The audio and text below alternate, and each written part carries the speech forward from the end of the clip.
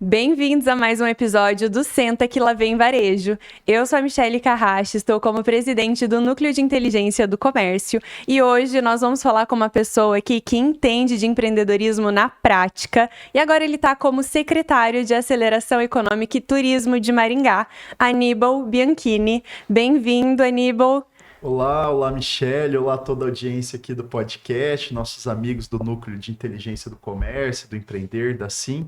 É uma alegria estar aqui representando a Secretaria de Aceleração Econômica e Turismo e também o nosso prefeito Silvio Barros, que tem todo um carinho pelo varejo de Maringá. Legal, e hoje a gente vai especular bastante aí o que tem para o varejo, para o nosso futuro, né? Quais são os planos. Mas antes de mais nada, a gente trouxe o Aníbal aqui porque ele entende muito desse universo também. Então a gente vai dar aí uma espremida para sair umas dicas de gestão, de empreendedorismo e por aí vai, já linkar tudo.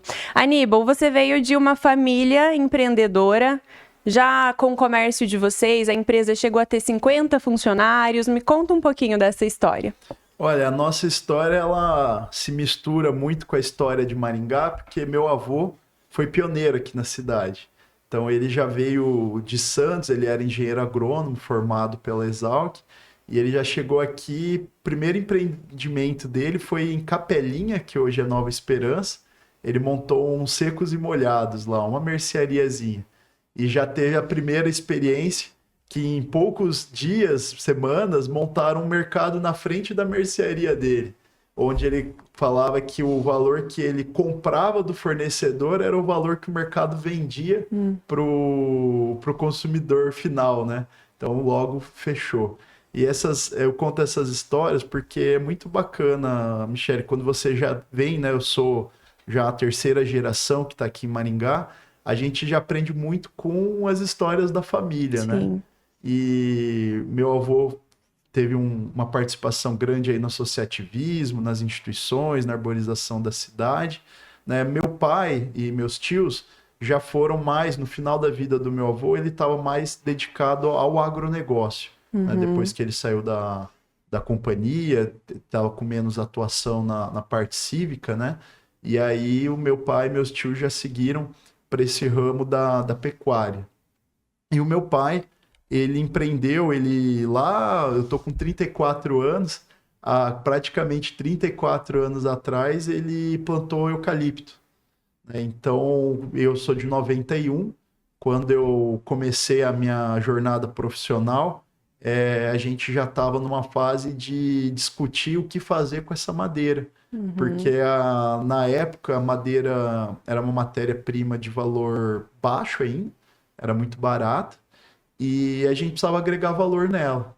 Então, o nosso negócio partiu daí, de ter um produto e a gente pensando em como ganhar, né, ter o maior Uma margem em cima dele.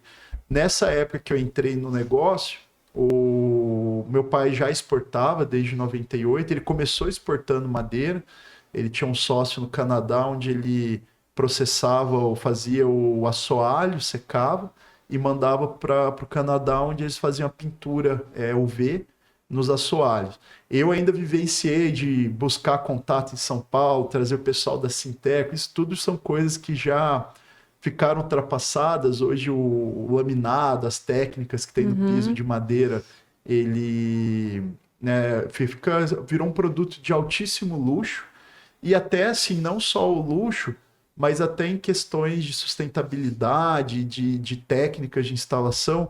Hoje tem muitos produtos que substituíram o piso, aquele tacão, aqueles pisos, a casa de que vó, é lindo, que é maravilhoso. por sinal. E aí então eu peguei essa transição, e isso fez com que nós entrássemos no mercado interno, porque até então o foco da empresa era exportação. A gente ainda mantinha as operações de pecuária, mas a empresa então começou, e aí foi onde eu entrei, na parte de serviços primeiro, montando equipes de instalação de deck, pergolado, painel, escadas. Quantos anos você tinha? 2008 eu estava com 17, 16. Antes disso, eu já, né, participava assim, nas férias, alguns períodos. Meu pai levava, deixava lá no chão de fábrica, pessoal, então eu já ia aprendendo. Eu lembro na exportação, a gente também exportou outros produtos, como tinha um piso que me marcou, que era tipo uns taquinhos assim, bem pequenininhos de madeira, fazia tipo um mosaico. E aí a gente exportava container disso. Então a gente tinha que pegar uma mesa, colocar eles enfileirados, fazia tipo um trenzinho, passava uma fita e fazia isso até encher um container de piso. Nossa. Então eu sempre estava junto lá na operação. nessas operações. Lá eu tive essa oportunidade que me engrandeceu muito de passar por todos os setores da empresa. Então, quando eu comecei, eu nunca cheguei lá como filho do dono, como gerente, como diretor. Eu cheguei lá para ajudar, não tinha nenhum cargo específico. Então, onde eu via que estava precisando, eu ia junto. Então, eu levava, como o setor novo era os serviços ali, eu já tinha uma comunicação boa, eu sempre gostei muito de lidar com pessoas. Então, eu comecei a vender já. Meu pai me levava primeiro nos atendimentos, ele que ainda fazia os orçamentos e atendia. Logo, eu já peguei essa parte de fazendo a parte comercial e também já na parte da produção. Então, eu fui aprendendo sobre parte de logística, gestão de tempo, processos, né? E aprendendo tudo muito na prática. E quando chegou em 2012, que eu entrei no Copegem, foi um suporte para mim muito grande. Porque eu entrei no Copegem com 18 anos. E... Nossa, novíssimo. O Copegem, para quem não sabe, é o Conselho do Jovem de Maringá. É um conselho permanente, né? Você aposenta quando você tem 35 anos, aí você é convidado a se retirar. E é uma escola de líderes. Isso. A gente batia muito nessa tecla, porque, assim, para mim foi uma virada de chave o Copegem, porque eu tinha uma oportunidade, eu chegava lá, eu via pessoas que, em termo técnico, assim, de gestão, de conhecimento, estavam muito à minha frente. Falava coisas que nem... Já tinham lido os livros que eu não li, já tinham feito cursos que eu não tinha feito. Eu cursava o curso de Direito, né? Sou formado em Direito. Mas eu aproveitava cada reunião, era toda terça na hora do almoço, acho que ainda é. Ainda é. E eu sugava o máximo que eu podia. Então eu sentava na mesa, eu ia perguntando, né? O Rodrigo Serravalli de Brita era o presidente, né? Criamos uma amizade muito grande, foi até meu padrinho de casamento depois, até hoje, e eu ficava perguntando, cara, que livro que você sugere eu ler? Estratégia do Oceano Azul. Aí eu pegava, eu lia, tirava dúvidas nos almoços, na parte informal da reunião. Falava, cara, lá na minha empresa, e tinham várias pessoas que era uma riqueza de conhecimento. Vários mentores, né? Variados, e eu pude aproveitar muito. Então, tudo eu aplicava. E na própria atividades do Copegem, a gente buscava workshops, buscava palestras, porque cada ferramenta que você vai adquirindo, né, vai somando na tua trajetória. Sim. E isso eu ia implantando na empresa. Mas a empresa também passou uma dificuldade muito grande. A gente cresceu, a gente chegou a 50 colaboradores e o ramo da madeira sofreu essa transformação e nós apostamos errado. Como a madeira foi saindo dos prédios, foi acabando os assoalhos, foi acabando os espaços dela da forma como era feito, todo mundo foi parando. Aqui em Maringá tinha uma fábrica muito grande ali em Paissandu, a nível estadual, digamos assim. Eles fecharam, vários fecharam, e a gente viu isso como algo que poderia abrir mais mercado para nós. Então nós permanecemos. Mas isso levou a um prejuízo muito grande, né? E aí também onde eu fui me especializando em gestão de caos, porque a empresa tinha uma folha fixa de R$150 mil. Então a gente tinha... O ponto de equilíbrio era o quê? Que vender muito, e aí a gente não tinha capacidade de entrega, enfim. Foi gerando uma situação financeira já complicada, onde a gente teve que aprender muito também até para conseguir... Eu já vi alguns empresários dizendo que o melhor momento de você começar um negócio é depois de quebrar um, né? E a empresa, né, o grupo não, que a gente tem um grupo com lastro forte, com a pecuária, com outros segmentos, mas a empresa ficou inviável, né? Eu abri a minha em 2015, Como Mas- assim a sua? Fora... Porque eu já vi alguns setores que davam para ser explorado. A gente apostou na movelaria. Então eu comecei a fabricar móveis também, para a gente sair do serviço. A exportação mudou, não só a madeira. Para você ter uma ideia, como a gente operava.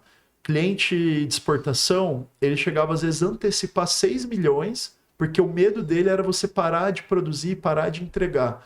Hoje, quando você pensa em exportar, você tem que ter você tem que bancar toda a operação. Você recebe metade quando o teu produto está no porto e metade quando chega no destino final. E a gente passou por muitas coisas. Você tem ideia até de container cair do navio. Meu Deus. Então exportar não é um... E sem seguro. Isso. Então é complicado. A gente já chegou a levar calote, chegar a ter o container entregue. Você mandar 6 containers para o mesmo cliente e o último do pedido ele não querer pagar. Não, isso daí quebra a empresa.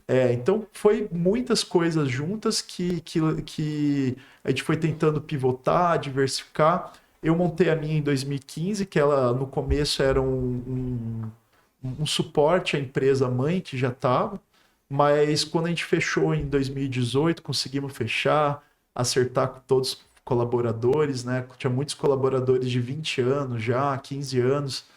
E aí eu segui na movelaria, né? Mas em paralelo a tudo isso, você sabe que veio a paixão também no setor público. Então, mas você falou que o associativismo teve muito a ver com as suas escolhas de hoje. Sim. Não só com a tua formação empresarial ali, né? E me conta um pouco dessa história. Foi assim, FACIAP, Rotary, Copegem? Essa entrada no Copegem, que foi em 2012, então, por exemplo, eu já estava lá em 2018, quando a gente fechou e eu fui dando a sequência na minha empresa. Então, vamos voltar para 2012. Eu até 2012, minha vida era trabalhar e estudar. Normal, garoto, jovem da cidade e tal. E quando eu entrei no Copegem, eu fui me apaixonando por essa vida do associativismo, de se envolver na agenda da cidade, de o que ia ter de evento, eu achava tudo muito importante. Até no curso de Direito, faltei muitas aulas para estar em eventos do Copegem, viagens da Cassinor, da FACIAP, porque o que eu via acontecendo ali, as transformações no movimento jovem, do jovem empresário e tudo mais, eram situações que eu falava, nossa, ali eu tô fazendo a diferença. Você sentia que você tinha voz, você podia mudar algo. Ali, e eram coisas que eu pensava assim, cara, uma prova eu posso fazer de novo. Eu não preciso me formar em 5 anos, graças a Deus eu me formei em 5 anos. Mas eu colocava como prioridade, eu investi muito nessa parte do associativismo. Nunca tinha me imaginado na política, eleições, partidária, enfim. Mas no próprio Copegem, teve uma visita técnica na Câmara Municipal. E ali, quando eu comecei a ter um contato com vereadores, políticos, e começou a vir os convites, porque nesse ponto, minha rotina era assim, quase todo dia, eu almoçava e jantava em reunião. Na CIM, no Rotary, Entrou de cabeça, né? Eu fui até um período presidente de uma associação de GRD, onde eu via que tinha braço, que dava para participar da BRH, que é uma Associação Brasileira de Recursos Humanos, e cada grupo desse era uma gestão diferente, um líder diferente, e eu ia aprendendo muito com eles. E você falou que gosta muito de gestão, inclusive. Gestão. Eu sou apaixonado assim, por gestão, por liderança, leio livros, gosto de fazer cursos, né? E eu observava sempre esse olho clínico. Por exemplo, eu entrei no Rotary em 2013. Eu via que o Rotary, ele era uma escola de líderes, porque o presidente no Rotary, ele não tem autonomia. Tudo que ele quer fazer tem que aprovar em assembleia. Então, assim, para a gestão pública depois, isso me deu uma base grande. Eu via que meu padrinho de Rotary é o César Couto, da Low Sugar, né? E eu entrei na gestão dele. E eu via como ele articulava das coisas mais simples, dos detalhes. Vamos organizar uma ação social, um projeto. Mas você ter essa habilidade de conversar com cada um, alinhar antes da reunião para chegar lá e não levar um pau. E o associativismo, para quem não entende muito desse universo, é assim, é a gente precisando que pessoas que não são remuneradas façam o negócio acontecer, né? Então, quando você está numa liderança de um projeto, presidindo algo, você precisa que essas pessoas trabalhem de graça, basicamente. Exato. Né? Então, por isso que é uma escola. E assim, esses níveis de você, por exemplo, liderar líderes, né, e motivá-los a dedicar o seu tempo numa causa comum gratuito, Sim. mas com compromisso. Esse eu acho que é sempre uma situação que a gente bate muito de como realmente fazer a pessoa se importar e levar como algo profissional. Sim. Não é porque ele é voluntário que ele faz meia boca ou a hora que ele quer. E é legal você falar, mas quem faria isso? E quantas pessoas tem em Maringá? Tá lá o Copegem com fila de espera. E não só... Processo seletivo imenso. O Copegem é um dos cases aqui de Maringá, porque aqui tem, né? Você vê todas essas conquistas da cidade, de ter o primeiro Conselho de Segurança do Brasil, essas cooperativas financeiras que saíram aqui da cidade. Então, às vezes, o pessoal vê o pessoal fazendo reunião. O que tem tanto essas reuniões? É dali que saem ideias, não é uma confraria, não é um happy hour, debatendo a cidade. Nem toda reunião já sai algo pronto. Mas o fato de se encontrar, debater, unir pessoas pensando no desenvolvimento da cidade, é dali que saem as grandes ideias. E tem muito empresário que fala que não tem tempo para isso, né? O tempo é complicado, né? Todo mundo tem as mesmas 24 horas e a gente, né? Eu falo que eu tive uma sorte, Michele, de ter começado tão novo. Hoje eu sou pai, eu sou casado eu acho que conforme a tua vida pessoal vai evoluindo nessa parte, você tem as suas prioridades, né? Você tem que encaixar nas 24 horas teu lado espiritual, tua saúde, né? Tua família e os teus negócios e o associativismo. Então eu vejo muitas pessoas entrando no Copegem com 30, 32, 33, eu falo, nossa, é totalmente diferente do que a experiência que eu tive. Sim. Porque eu pude realmente me entregar. Eu pensava assim, gente, eu tô solteiro, eu não tenho filho.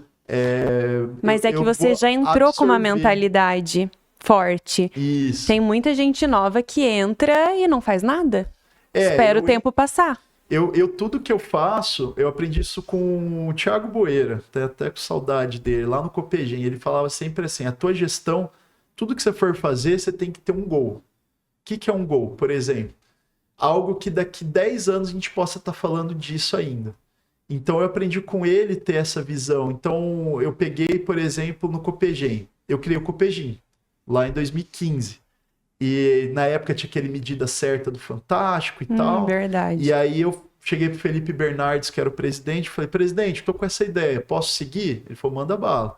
E é um programa que já teve edição, várias estaduais, já teve o CONAGE fazendo uma edição nacional. Até hoje, eu vejo o pessoal... Hashtag Copegem, hashtag Copegem. Eu acabei de sair de um Copegem. Que é um programa 40 dias. Então eu acho legal você ter essa preocupação, assim como meu avô deixou as árvores da cidade, que ele fez a primeira arborização, fundou instituições, né, como a própria, o Rotary, a CIM, Sindicato Rural, enfim, você deixar esse legado. Então, no Rotary, eu sou, né, um dos idealizadores, fundadores do Rotary assim. Então, isso é legal, porque mesmo que um dia eu não esteja mais aqui... Deixou um legado, são instituições que vão... né, olha quanto aquela instituição já fez. Então, aquele tempo que você doou, aquele esforço que você fez, deixa algo que vai um pouco além, né, de outros projetos que não tem projeto mais importante ou menos importante. Mas você tem essa visão de legado e sustentabilidade. Sim. Algo que possa perdurar e ficar assim... uma entrega que você fez. Então, todo lugar que eu passei, que eu me comprometi, né, eu penso sempre em, beleza, arrumar, apagar incêndio faz parte do dia a dia, o arroz com feijão tem que estar bem feito. Mas o que eu posso deixar ali que possa... a gente daqui 10, 15, 30 anos ainda está falando sobre isso. Né? Isso eu acho que é uma coisa... é um grande desafio, mas se você... cada convite que você recebe, eu já fico pensando nisso. Agora mesmo, eu estou lá, secretário de Aceleração Econômica e Turismo. Ao mesmo tempo que eu estou seguindo o projeto legado do prefeito, isso na verdade, até me tranquiliza, porque o nosso prefeito, ele também é um gestor de visão de futuro. Então, na verdade, não, né? Ele aqui é um dos grandes exemplos de prefeito que faz o hoje pensando na próxima geração. Então, só de contribuir com as propostas que ele já estipulou para a gestão dele, já até para mim é um alívio, que eu falo, bom, se eu conseguir ajudar ele a entregar o plano que ele propôs, já me exime de ter que pensar em algo do zero. Mas eu também, em paralelo, vou pensando, tá, eu consigo acrescentar algo na gestão Silvio Barros também, que possa vir da sociedade civil, ou desse convívio, dessas ideias do que eu já participei. Eu me formei em São Paulo, no Renova Brasil, que é a primeira escola para políticos do Brasil. Né? Então, eu, assim que eu assumi a secretaria, já fui contactando o pessoal de São Paulo, pessoal que se formou comigo, outras secretarias, e a gente poder seguir esse ritmo, né? Você me comentou ali, uma das primeiras perguntas que eu te fiz, sobre gestão de pessoas. E quando se fala de gestão de pessoas, de varejo, de metas, de entregas, não foge muito de um processo de produção, de prestação de serviço e por aí vai. Motivar pessoas para fazer o que elas precisam fazer. O associativismo traz isso. O que você pode contribuir, com base em tudo que você leu, estudou e vivenciou? Como fazer uma boa gestão de pessoas? Como fazer o varejo vender mais com pessoas? Olha, Michele, a primeira parte disso eu acho que é o autoconhecimento. Porque é muito difícil você motivar, liderar pessoas se você também não tiver um autoconhecimento grande. Então vamos lá, só para quem às vezes está aqui nos ouvindo e não tem nenhuma familiaridade com o assunto. Hoje tem ferramentas rápidas. Disque, você vai lá, faz um testezinho e já vai sair um resultado. Você tem Inner Metrics, você tem Spec, tem umas que Spec mesmo é umas com IA que você usa. O que é isso? Spec. Tudo isso são nomes de ferramentas. Tá, igual o Disque. Você vai fazer uma provinha, uns exercícios e vai sair um relatório sobre você. Um perfil. Um perfil. O Inner Metrics mesmo é fazendo propaganda, é só dando a título de exemplo. Eu achei impressionante que foi a primeira ferramenta que sai um livro, 70 páginas, onde ele consegue mapear até o teu padrão de tomada de decisão. Por exemplo, hoje, igual quando as empresas põem seus valores, né, a maioria faz só para marketing, mas o que pesa antes de você tomar uma decisão? O teu cérebro processa em segundos coisas que estão lá dentro. Então, você teve uma base cristã, quando você vai tomar uma decisão, mesmo que inconscientemente, você vai ter uma análise. Isso aqui está alinhado com meus valores cristãos? Você é uma pessoa que preza por família? Então, assim, tudo que você tem de valor realmente, não é marketing, é o que está lá incutido no teu DNA, no teu mindset, por assim dizer. Isso daí pesa nas tuas decisões e você nem percebe. Então, você tem que trazer esse inconsciente para o teu lado consciente, porque às vezes a gente também se atrapalha. Quando você não tem consciência do que você pesa de valor antes de tomar uma decisão, muitas vezes você corre o risco de tomar uma decisão no momento de raiva ou de caos, às vezes está tudo bagunçado, você está gripado, tal, e acaba tomando uma decisão que vai contra teus valores e vai te levar para um caminho complicado. Então, por que eu estou falando tudo isso? Você se autoconhecendo, o Enneagrama é uma ferramenta muito legal também, você daí está apto a levar isso para a tua equipe. Você, por um pouco que você olha, desde PNL, né, programação neurolinguística, a roupa que a pessoa põe, se ela usa acessórios ou não, se ela se maqueia ou não, se ela arruma o cabelo, ou se ela tá, tudo isso vai te trazendo informações sobre a pessoa. E isso é imprescindível para uma boa gestão de pessoas, porque você precisa realmente conhecer tua equipe. Eu não posso dizer aqui sobre como fazer gestões de grandes grupos, porque o máximo que eu já tive de experiência foi na minha empresa com 50, agora na secretaria eu tenho 42 servidores dentro da SAET, Mas isso é bastante pro varejo que a gente conversa aqui. É bastante. Eu acho que você tem bastante base, sim. Então, assim, mas até esse número, por que eu tô querendo dizer? Eu acho que acima desse número, você daí vai ter que trabalhar com equipe, com blocos, aí...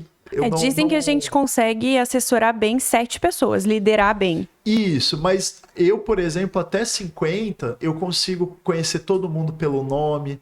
Eu gosto de ter uma conversa, entender os sonhos das pessoas. No Copegem, tudo vai indo para lá. A gente fez uma visita técnica na Gazin. A Gazin, para mim, né, tive a oportunidade de estar o seu Mário Gazin lá. E para ter uma ideia, as práticas de RH deles é fora de série. Cada setor lá tem nas paredes um balãozinho escrito o sonho de cada colaborador daquele setor. Então o cara chega para trabalhar todo dia numa sala, ele tem que ficar encarando o sonho dele. Ele colocou que é o sonho dele ali escrito na parede. E todo mundo vendo. Então existem hoje Isso é muito legal. N práticas de recursos humanos que você pode fazer, é trabalhoso, mas hoje tem IA, hoje tem automatizações de processo, mas quem vai te dar o lucro mesmo, quem vai fazer teu negócio crescer são pessoas. Sim. E eu acho que o gestor que tem uma gestão humanizada, ele vai conseguir um resultado da equipe que não seria possível, eu desconheço outra forma. Sim. Né? Então, hoje... Eu entrei numa secretaria, tinha vários problemas de recursos humanos dentro da secretaria. Fui conversando rapidamente com vários de forma individual, trocando, pivotando. Cara, você tem que ter essas ferramentas e até o Google Forms ajuda você a saber, ainda mais quando você chega num lugar novo, que você não pôde montar aquela equipe já existia antes de você chegar lá. E você chega para liderar. Mapeia as habilidades, descobre quem tem habilidade de comunicação, quem tem habilidade interpessoal, quem tem habilidade com planilha, quem tem habilidade com IA. Então, você tem que ter realmente a tua equipe, nome por nome, numa planilha de Excel, com as habilidades, quanto tempo que está lá, qual que é a pretensão da pessoa, o que a motiva. Eu acho que isso assim, é a forma que eu aprendi a fazer. Eu lido desde com um peão na fazenda, peão põe cerca, vacina o gado, laça. Já lidei com gerentes, hoje eu estou com uma equipe inteira, com pessoas qualificadas, diretores, gerentes. Lido com os outros secretários, porque por mais que você está secretário, você tem que pensar como prefeitura. Então, você tem toda essa parte ali de ter um interrelacionamento com as outras secretarias. Então, trazendo para o varejo, a gente sabe que a média aqui em Maringá são equipes pequenas. Tem grandes varejistas, né? Mas a maioria é pequeno, né? Muitos familiares, inclusive, mas as técnicas são iguais. Tá, você tocou num ponto importante. E a empresa familiar? Porque quando você contrata, uma pessoa externa, é uma coisa. Você ter processos, a pessoa seguir os processos, não seguiu, demite. Não entrou no jogo. E quando é família?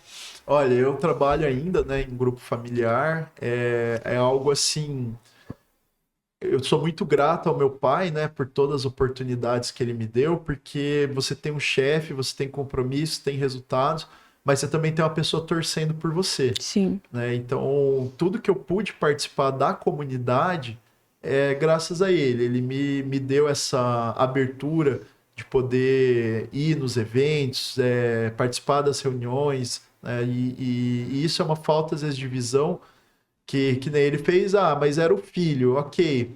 Mas se você tem hoje um colaborador dentro da tua empresa, que você tem expectativas dele um dia te ajudar a não ser simplesmente um colaborador. Trazer para a sociedade, você fala? Você tem que incentivar ele a participar. Hoje tem o BNI também, tem vários grupos. É muito importante ter essa representatividade. E na questão familiar, você tem o emocional. O que mais me ajudou, tem um capítulo num livro que chama Líder 360 Graus. Para quem tem empresa familiar, tem que ler, porque tem um capítulo que chama Desafio dos Chapéus. Você tem que saber qual chapéu você está usando em cada situação. Então, você entrou numa sala de reunião com teu pai, ele não é o teu pai naquele momento, você não é o filho naquele momento. ele é o presidente ou ele é o CEO, você é o quê? Você é um diretor, você... Então, isso é importante não para limitar a tua visão. Não é que você tem que pensar como colaborador. Não, você pode ser herdeiro, filho, você tem que pensar na continuidade do negócio, mas saber como vai ser a tua postura diante de cada situação, né? A empresa familiar, ela tem muitas vantagens, né? Eu agora tenho a filha de 4 anos, minha esposa também vem de empresa familiar, então a gente sabe todo o apoio que a família dá, e inclusive é uma dor que eu vejo assim, só quem passa por isso, né, muda a tua visão com teus colaboradores, né? Às vezes a pessoa fala, a pessoa já acabou a licença maternidade, tá faltando, tá não sei o quê, mas gente, os 2 primeiros anos para você criar um filho é realmente muita dedicação, muitas noites sem dormir, e aqui no Brasil ainda em outros países como a Alemanha, você já tem a licença maternidade de 2 anos, e pode escolher se é o pai ou a mãe que vai tirar, quem vai ter mais condição de acompanhar a criança. E quem que banca? O Estado. Isso aí. Política pública. Perfeito. Hoje você criou mal teu filho, você já está gerando um problema social para a cidade. Isso vai custar caro para o poder público. Tem muitas contas preventivas que a gente faz. Por exemplo, cada R$1 em saúde cada R$1 em saneamento básico que você investe, são R$6 que você vai economizar em saúde lá na frente. Calma. Cada R$1 que você gasta em saneamento básico, porque você vai estar prevendo muitas doenças, gerando qualidade de vida. Então, hoje, no setor público, tem esse tipo de conta. E um filho hoje que você põe no mundo e não dá todo o amor, carinho, educação, para ele poder se encaminhar, principalmente nos 5 primeiros anos, que é a principal fase de formação do teu filho, você vai gerar uma pessoa que vai depender muito do Estado, que vai ter dificuldades no empreendedorismo, na vida dele. Então, esses são alguns cuidados que a gente tem que ter. E nas empresas, quantas pessoas às vezes acabam tendo que negligenciar, deixar um pouco de lado a criação do filho para não perder o emprego. Exato. Não perder o emprego. Então é complicado. Me fala um pouco, Aníbal, sobre o futuro do varejo e o que a Saet prevê aí para o micro e pequeno empresário. Olha, quando a gente pensa em varejo, principalmente no comércio de rua, é igual quando falavam da rádio, que quando a internet surgiu, a rádio ia acabar. Isso é uma mentira. O comércio de rua... Igual a internet, né? Ele vai continuar. Ele está mudando muito o formato dele.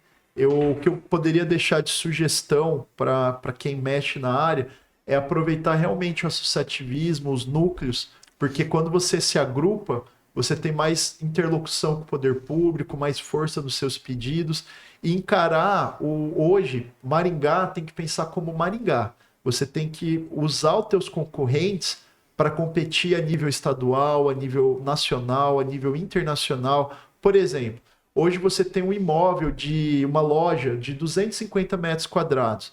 Teu estoque, às vezes, ocupa 50% desse espaço.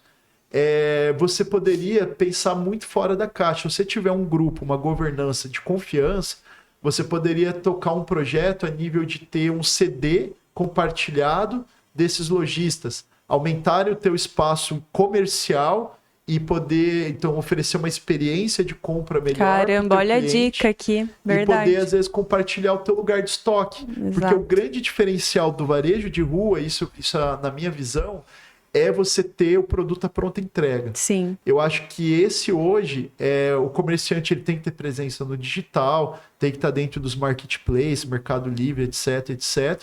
Mas ele tem que hoje se posicionar como uma experiência de compra e um centro de distribuição. Inclusive, quantos cases nós já temos aí nos últimos 5 anos de comércios, essa parte até me entristece, mas que chegaram até parar comércio de rua para virar ponto de entrega do Mercado Livre. Então não é nem 8 nem 80. A ideia não é que o teu comércio pare, mas o que os números estão mostrando é que hoje você distribuir mercadoria às vezes está sendo mais rentável do que a tua operação em si, de vender vestuário, vender acessório, vender papelaria, enfim, Sim. o que o varejo está vendendo, calçado. Então, se você hoje, por exemplo, começa a ter estratégias por bairros de centros de distribuições compartilhados, você pode... Nossa, sim, gente, isso é muito legal. Tá explodindo minha mente. Você pode sim e melhorar o teu espaço físico, porque você paga, quem está no comércio de rua tem uma grande desvantagem, que é lugar central, aluguel caro. Sim. Quem vai para as margens da cidade paga aluguel mais barato. Mas aí não tem o fluxo andante ali, Mas não né? tem o fluxo andante, então você precisa focar em melhorar experiências de compra cada vez mais, né, desde o cafezinho, do atendimento, de agregar os collabs. Hoje são... Collab é quando você junta 2, 3 empresas ou para fazer um produto. Tipo, eu vendo só blazer, mas aí tem um cara que vende o lenço de bolso. Então já faz um collab, porque o teu O produto... marketing fortalece os dois. E lembrar de sempre isso, o teu produto tem que estar perto do cliente, não teu cliente perto do produto. Você hoje... Em vez de, é muito mais caro trazer o cliente até o teu negócio do que levar o teu produto até ele. Então essa é a vantagem do comércio de rua, Sim. onde tem alto fluxo. A pessoa precisa ali rápido, ela compra. E o comércio de rua tem um ticket mais alto também, né? A gente consegue explorar isso daí. Quais são as principais tendências para o varejo para os próximos anos? É isso que eu penso. Eu acho que o varejo realmente é como tudo. Eu vejo que o Brasil está tendo uma transformação tecnológica muito grande e junto com a tecnológica ela vem um padrão de exigência cada vez maior. Sim. Eu falo assim, não tem espaço mais para amador. Então você precisa aprender a usar a IA, você precisa aprender a se modernizar, mas foco no cliente, na experiência do cliente. Não é à toa que a Apple, grandes empresas, investem tanto em embalagem. Porque, tipo, só de você saber que você comprou um celular, você vai abrir ele, é um desafio que eles dão. Você nunca vai conseguir guardar ele igual você tirou da caixa. Então, investir em experiência do cliente, fazer cliente oculto, tentar ver realmente, às vezes, a tua visão do teu negócio, às vezes ela está totalmente equivocada. Às vezes você pensa que você está dando um bom atendimento e não está. Aqui o prefeito... Por isso o cliente oculto, né? Aqui o prefeito quer ser um apoiador do comércio, do varejo, esses projetos de revitalização. Eu venho te falando nas reuniões do NIC, trabalhem o turismo junto. Maringá, a gente vai ter uma reforma tributária todo o Brasil e os eventos, a gente vai precisar trazer evento. Então comecem comércio também pensando em estar mais descentralizado ou trazer eventos para a tua rua de comércio, fazer eventos com parceria com o poder público. Me dá um exemplo, o que eu poderia fazer na Serra Azul? Olha, eu acabei de ver esse final de semana aquela Feira do Rolo. Por exemplo, da Marisa, da Dig for Fashion. Isso, ali ela tem um negócio dela, ela fechou ali a rua, trouxe uma multidão pro evento dela, e onde tem multidão, estão consumindo. Sim. Estão consumindo produto gastronômico, de entretenimento. E o que é preciso para isso acontecer, Aníbal? Desenhar um projeto, ir à prefeitura, falar com quem? Pode falar comigo, a gente que como secretário de turismo, a gente vai receber e aceleração econômica, vamos ver de deixar no formato legal as exigências, que os eventos têm, de banheiro, de alvará, de etc. Segurança, né? Mas é um dos caminhos, porque melhorar a gestão, ok, você pode ter a melhor gestão financeira de pessoas do teu negócio, mas se você não tem cliente entrando na tua loja para comprar, esquece. Então você tem que ter estratégias aí para trazer também o público e onde tem público estar lá. Onde vocês veem que vai ter uma grande concentração, ver de qual forma. O turismo de compras é outra coisa muito legal. Alguns atacadistas aqui de Maringá, eles oferecem para as prefeituras vizinhas e associações comerciais ônibus para buscar turmas de consumidores. Então, em outras cidades. Em outras cidades. Então, tem uma turma em Mandaguaçu, em Vaiporã, enfim, não importa. Mas esse turismo é de atacado? Hoje eu estou dando um exemplo do que já acontece em Maringá, mas por que não poderia ser um de varejo? Sim. De você trazer uma excursão de pessoas que vão passar ali, que nem se for na Serra Azul. Vão passar em várias lojas, o pessoal entra, alguns já vão comprar, outros vão conhecer, porque como, né, fala no Marketing 4.0, hoje você não tem só que pensar em fazer a tua marca ficar conhecida. Você hoje tem estratégias para criar advogados da tua marca. Defensores. Que é aquela pessoa que às vezes nunca comprou e às vezes nem vai comprar o teu produto, mas ela vai defender. Você encantou tanto aquela pessoa, você convenceu ela tão bem que teu produto é bom, que ela vai estar onde falarem assim, igual esses produtos que ganharam, a marca ganhou o nome do produto. Quando você fala, precisa de uma jacuzzi, um Gillette, você vê, isso é um branding tão forte a ponto do nome do produto virar o produto. Exato. E pra gente encerrar, infelizmente, o que você poderia deixar de conselho pro Aníbal do passado? Qual que foi o maior aprendizado? Olha, realmente a gente precisa... vale a pena se dedicar, vale a pena se esforçar, nunca deixando os valores para trás, deixando a nossa família para trás. Dá para levar tudo junto.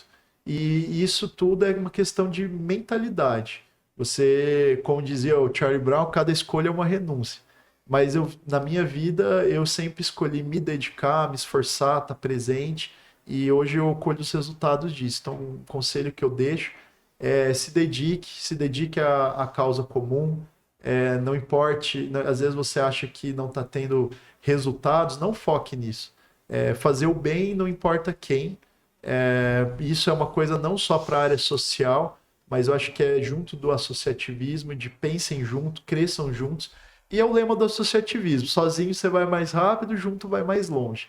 Então, aprender em grupos é uma coisa que me alavancou muito e que eu continuo praticando até hoje. Perfeito. E agora um bate-volta rapidinho para a gente fechar de vez. Uma opção só, hein, Aníbal? Empreender ou servir? Servir. Mau hálito permanente ou CC? CC. Uma crise que te ensinou mais do que qualquer curso? Financeira. Uma palavra que define acelerar negócios? Execução. Um lugar de Maringá que representa o espírito empreendedor da cidade? Assim. Perfeito, isso aí. Aníbal, obrigada pelo seu tempo, que eu sei que é disputadíssimo, e a gente poderia ficar mais aqui uns 3 episódios, que eu iria tirar muita coisa desse homem, muito estudioso, muita experiência, muito novo. E, gente, eu acho que uma das melhores e maiores dicas que ele deixou aqui: se reúnam, estejam em núcleos, né? Se associem a pessoas para pensar no futuro, porque a gente precisa de mudança e a gente vai fazer essa mudança juntos. E muito obrigada. Foi um prazer ter você aqui hoje. Eu agradeço, estamos sempre à disposição.